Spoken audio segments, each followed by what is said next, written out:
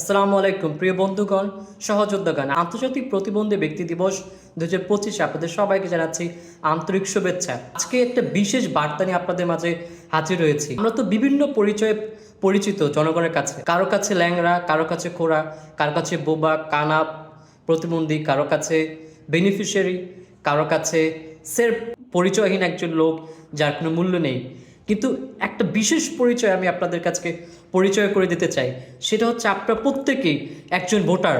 আমি একজন ভোটার, আপনি একজন ভোটার, আমাদের সকল প্রতিবন্ধী ভাই ও বোনের একজন ভোটার, আমাদের ফ্যামিলি মেম্বার্সরাও একজন ভোটার, আমাদের আত্মীয় স্বজনরা একজন ভোটার, আমাদের শুভাকাঙ্ক্ষীরা একজন ভোটার। আমাদেরকে এই পরিচয় ব্যবহার করে আমাদের অধিকার আদায় করে নিতে হবে। প্রিয় বন্ধুগণ, আপনারা দেখেছেন লম্বা সময় ধরে আমরা অপ্রতিবন্ধী ব্যক্তিদের প্রতি বিশ্বাস রেখেছিলাম যে তারা নেতৃত্ব থেকে আমাদের অধিকার নিশ্চিত করবে, আমাদের ন্যায্য অধিকারগুলো প্রদান করবে। কিন্তু আমরা দেখলাম অন্য সকল সময়ের মতো এই অধিকার নিয়ে কাজ করা ব্যক্তিদের নিয়ে তৈরিকৃত ইন্টারিম বা এনজিও সরকারও প্রতিবন্ধী ব্যক্তিদের অধিকারকে উপেক্ষা করেছে, অবহেলা করেছে, প্রয়োজন মনে করেনি।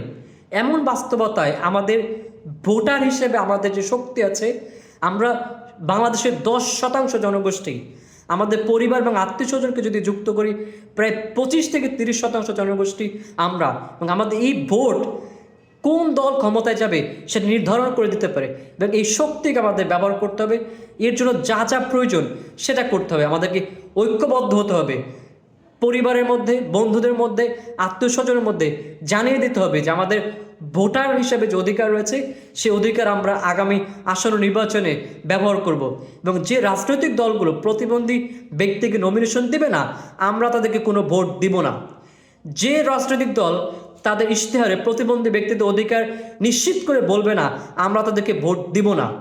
যে রাজনৈতিক দল প্রতিবন্ধী ব্যক্তিদেরকে সমাজের সমান নাগরিক হিসেবে একজন কন্ট্রিবিউটর হিসেবে গণ্য করবে না, বরং তাদেরকে চ্যারিটির নজরে দেখবে, তাদের মাথায় হাত বুলিয়ে সেটা নিয়ে ভিডিও করে বিশাল বড় নেতা হওয়ার ধান্দা করবে, তাদেরকে আমরা ভোট দেব না। এই আহ্বান জানিয়ে আমি শুরু করছি no nomination no vote campaign.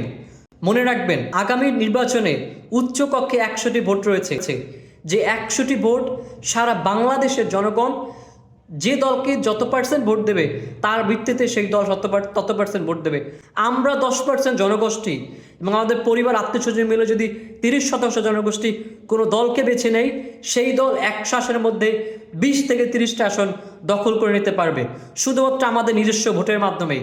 সুতরাং আমাদেরকে আমাদের নিজেদের সক্ষমতা সম্পর্কে, শক্তি সম্পর্কে সজাগ থাকতে হবে, বুঝতে হবে এবং তার সৎ ব্যবহার করতে হবে। তা আসুন যোগ দিন আমার এই campaign no nomination no vote.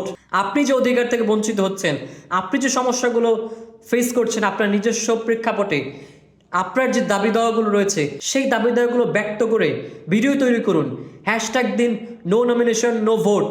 জানিয়ে দিন প্রত্যেকটি রাজনৈতিক দলকে যে প্রতিবন্ধী ব্যক্তিদের ভোট পেতে হলে প্রতিবন্ধী ব্যক্তিদের ক্ষমতায়ন, নেতৃত্ব নিশ্চিত করতে হবে।